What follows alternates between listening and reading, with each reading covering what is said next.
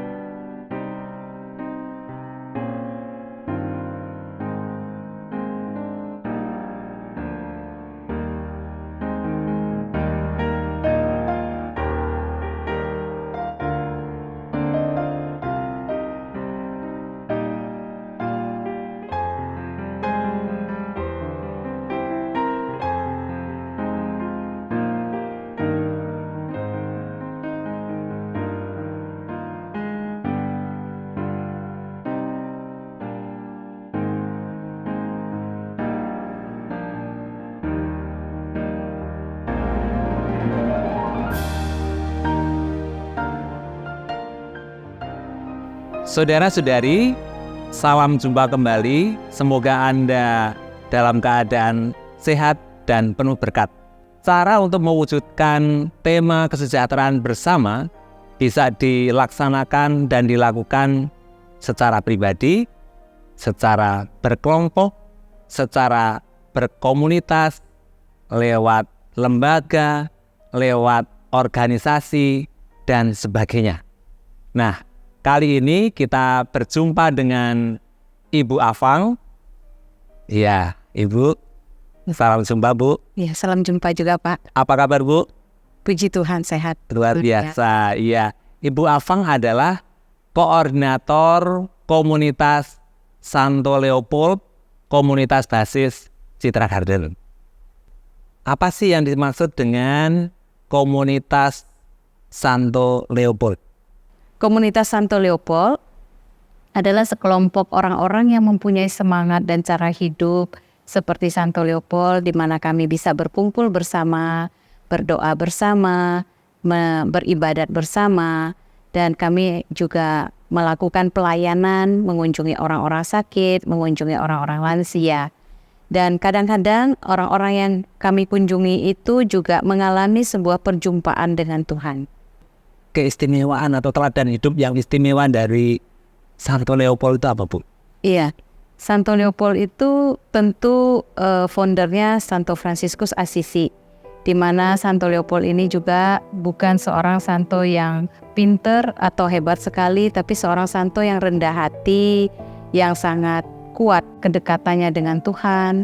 Dan juga Santo Leopold ini adalah seorang yang pendengar yang baik, karena dia seorang santo pengakuan dosa 40 tahun, juga dia seorang sahabat, dia juga sangat mencintai Bunda Maria, dan dia juga fokus kepada Ekaristi setiap hari.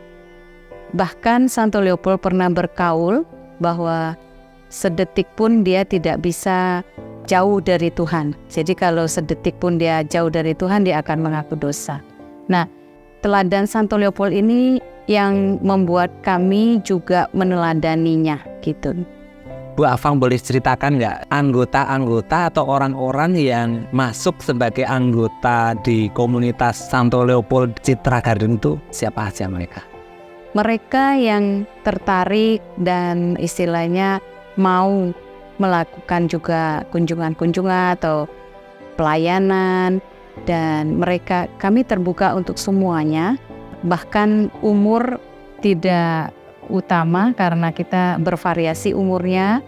Terus juga mereka-mereka yang mengalami perjumpaan dengan Tuhan melalui sharing-sharing, melalui kunjungan kami, melalui tantangan hidup. Mereka-mereka ini yang oke, saya juga mau ikut dalam komunitas ini, ikut berpelayanan. Kami ada 2 kombas, komunitas basis, yaitu di Lipo Karawaci, sama yang di Citra Garden. Nah, foundernya memang kami adalah Bapak Robi Lukitama. Terus juga karena Bapak Robi sudah menjadi almarhum, sekarang penggantinya adalah Pak Pitoyo. Dan moderator kami itu Romo John Laba SDB. Sebenarnya mereka yang bergabung bersama dalam komunitas ini adalah mereka-mereka yang merasa seperti Santo Leopold. Santo Leopold itu penuh kekurangan, bukan seorang yang hebat sekali. Jadi di dalam komunitas kami itu sebenarnya juga yang nggak pinter-pinter berdoa.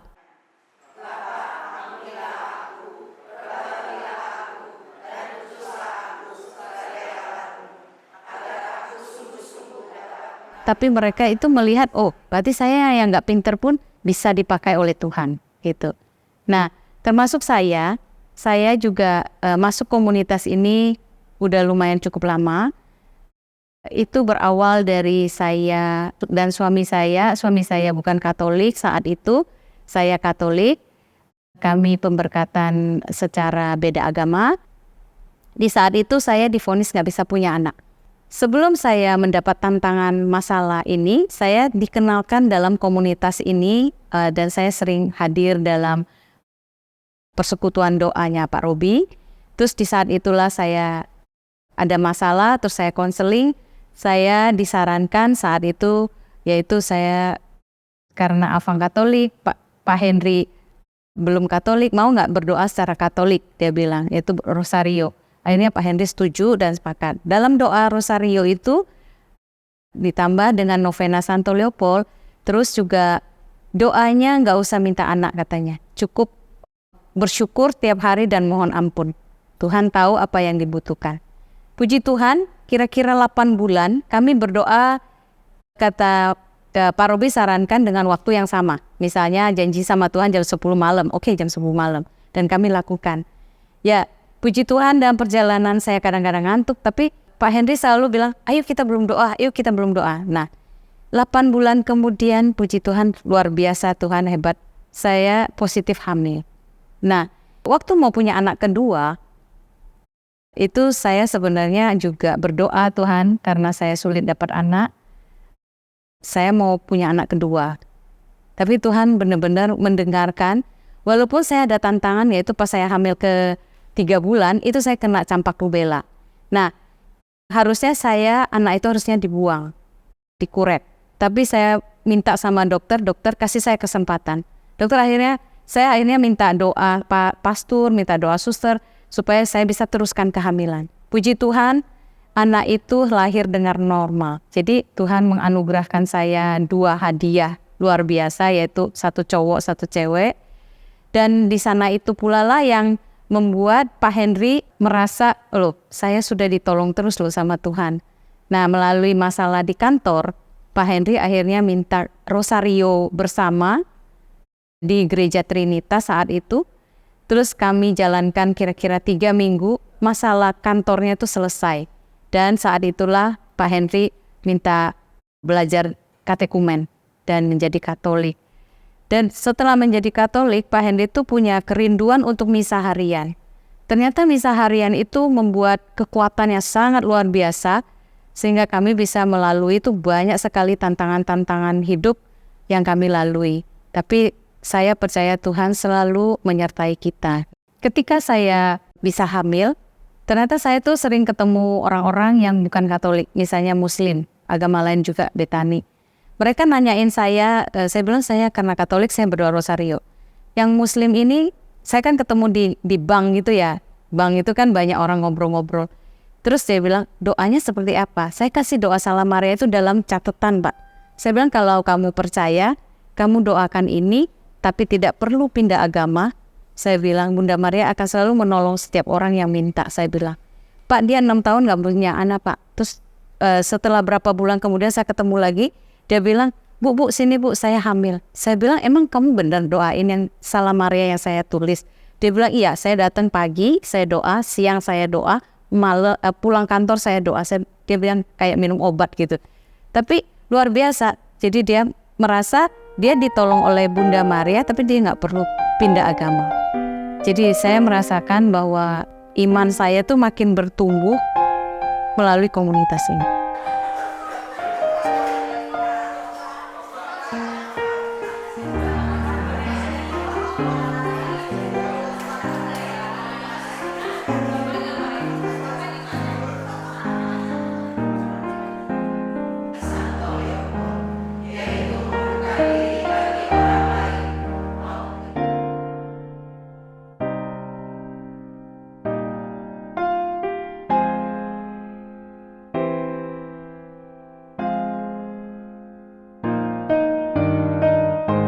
Kita berdoa bersama di mana banyak sekali titipan intensi, Pak. Terus setelah beribadat, kami akan mengunjungi orang sakit.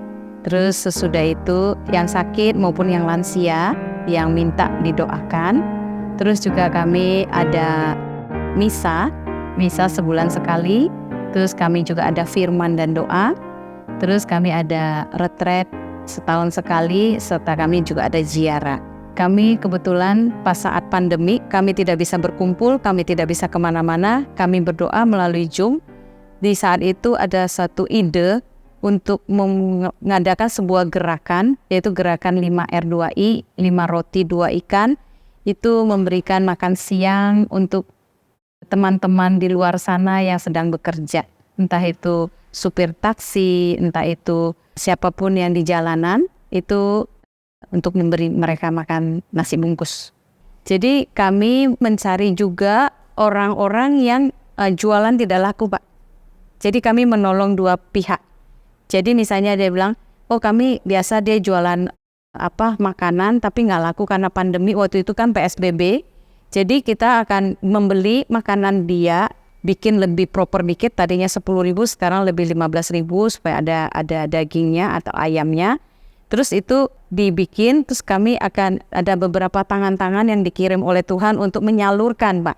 Jadi termasuk yang anak jalanan, termasuk juga yang kalau tadi yang Pak Suhadi, mereka itu bekerja sama dengan beberapa lintas agama. Terus juga kalau ada musibah mendadak, misalnya ada kebakaran atau ada kebanjiran, kita berusaha untuk menjadi yang pertama untuk memberikan mereka nasi bungkus itu, Pak. Selain itu juga beberapa di daerah, Pak. Jadi kita menolong juga mereka yang lepra. Terus juga itu di Medan ya, Pak, dengan Romo Yu. Terus juga ada Romo Yosep yang di Pontianak. Itu juga ada anak-anak cacat yang dibantu oleh Romo Yosep.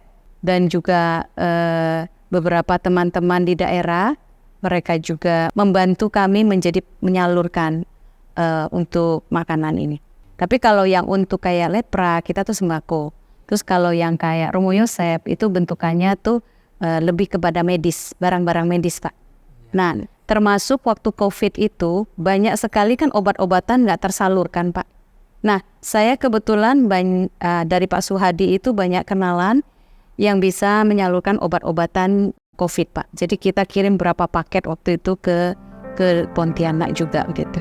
5R2I ini sebenarnya prinsipnya bukan kegiatan insidental, Pak. Jadi bukan kegiatan sesaat, tapi lebih kepada kita melakukan kegiatan itu dalam bentuk doa.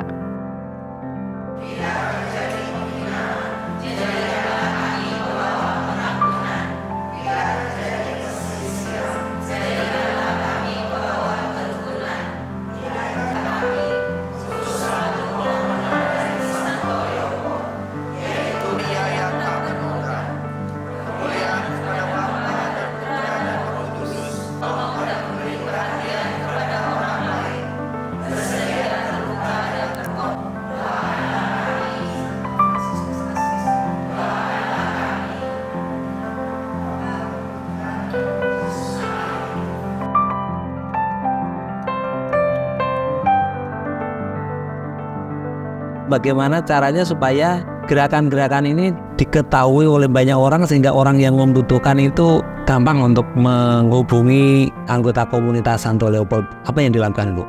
Sejujurnya sih kami tidak melakukan apa-apa sih, nggak melakukan promosi apa-apa. Tapi biasanya itu dari mulut ke mulut mereka akan menyampaikan. Terus juga dari sekitar kita, anggota-anggota itu juga banyak kenalan-kenalan. Itu dari sana sih Pak biasanya gitu. Dan saya merasa dan saya percaya itu semua pekerjaan Tuhan yang melakukannya.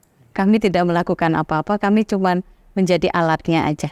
Dan kebanyakan yang kalau untuk kunjungan Pak, itu kebanyakan orang-orang yang tidak terjangkau oleh lingkungan. Karena yang sakit ini justru yang Katolik, tapi keluarganya nggak Katolik. Sehingga mereka tentu secara tidak langsung nggak terdaftar di lingkungan.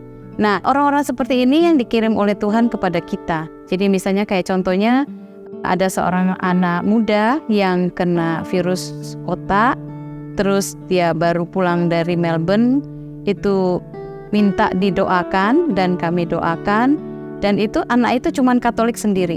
Nah, keluarganya nggak ada yang Katolik. Melalui beberapa kali kunjungan, itu membuat si bapaknya juga tertarik menjadi Katolik. Akhirnya dibantu untuk carikan guru katekumen untuk lansia. Nah, akhirnya papanya juga jadi Katolik. Dan ketika anak ini meninggal, itu mamanya yang bertanya, ini gimana cara mendoakan anak saya secara Katolik?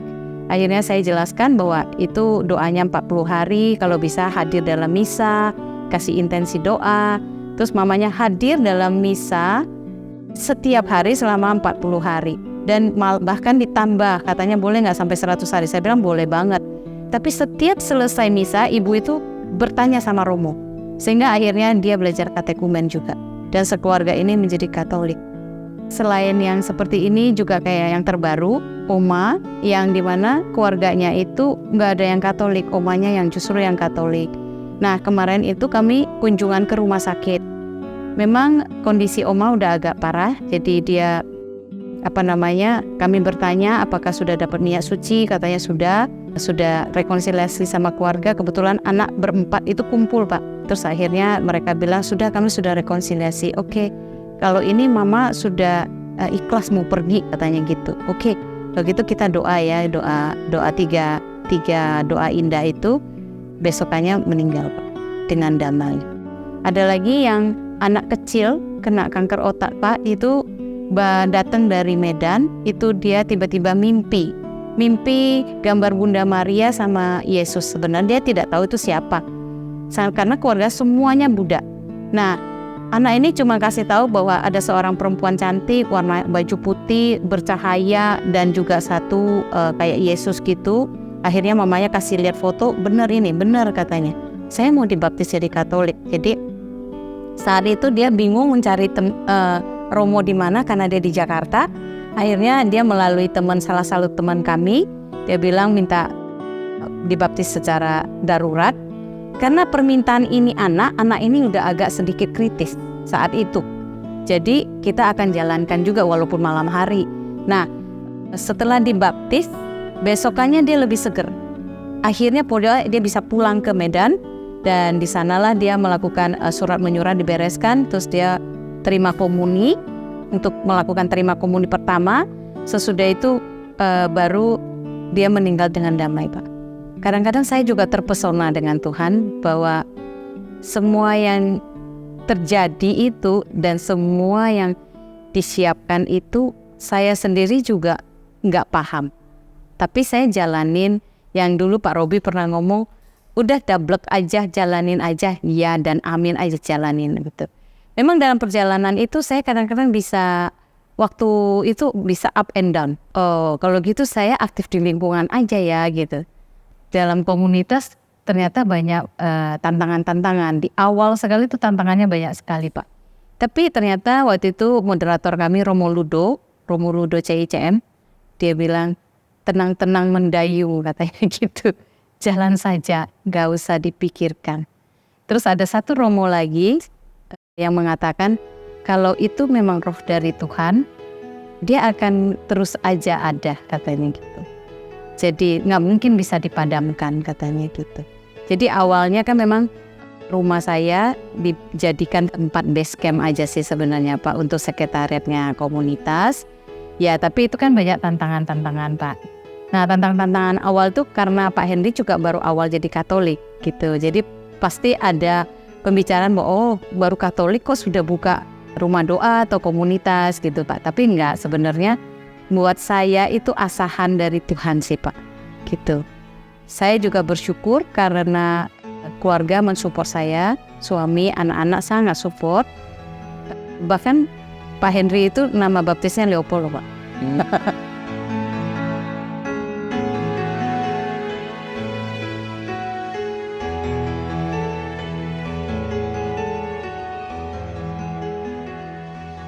Seperti apakah manfaat positif yang Ibu alami dan Ibu rasakan selama Ibu menjadi anggota komunitas ini? Banyak banget sih Pak sebenarnya manfaat positif buat saya. Saya merasa komunitas ini menjadi Tuhan menyiapkan ladang buat saya. Dan ladang itu bukan saya yang mengerjakan, tapi Tuhan yang mengerjakan Pak.